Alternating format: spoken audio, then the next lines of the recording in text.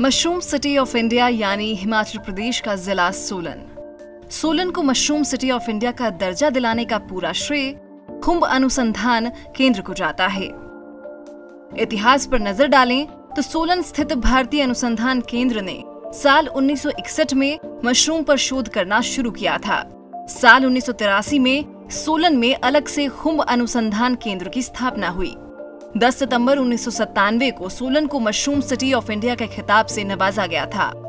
अनुसंधान केंद्र अब तक मशरूम की 30 प्रजातियां इजाद कर चुका है।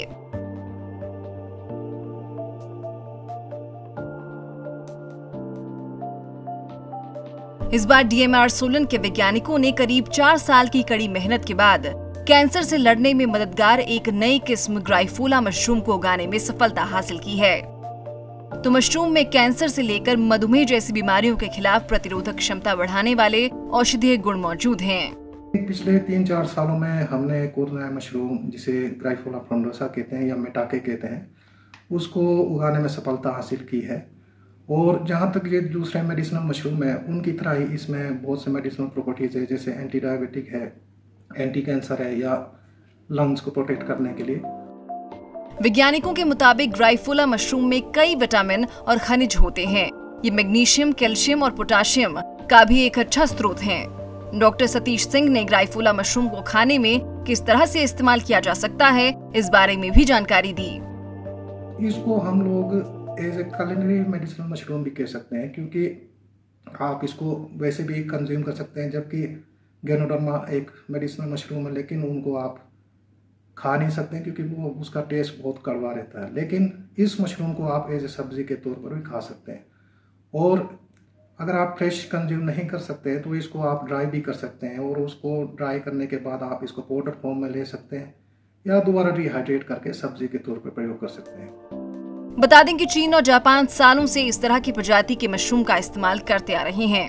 फिलहाल डीएमआर सोलन के वैज्ञानिकों ने औषधीय गुणों से भरपूर ग्राइफोला मशरूम लैब में उगाया है। विभाग की ओर से किसानों को इसका प्रशिक्षण देने के लिए अभी और समय लगेगा।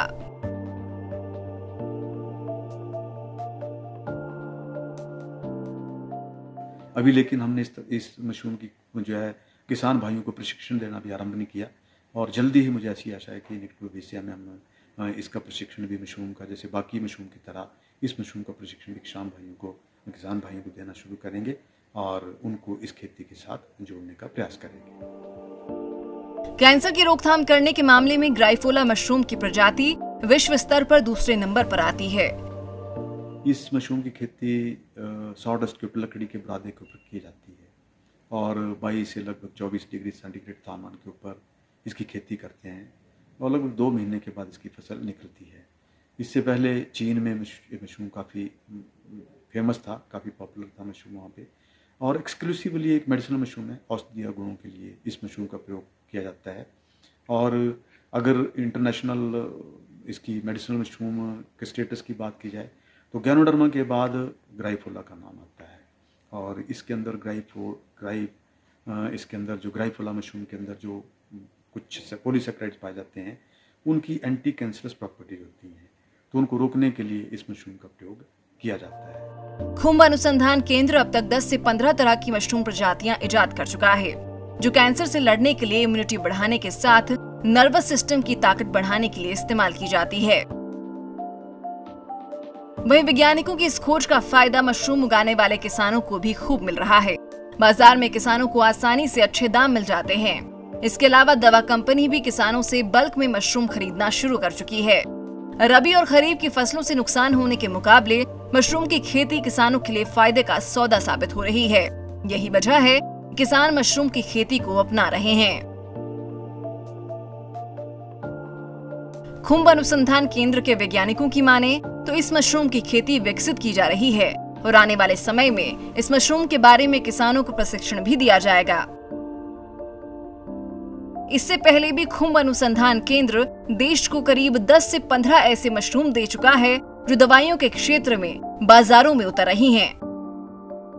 Bureau report, ETV Bharat. 2400 घंटे लगातार खबरें देखने के लिए डाउनलोड करें ईटीवी भारत ऐप।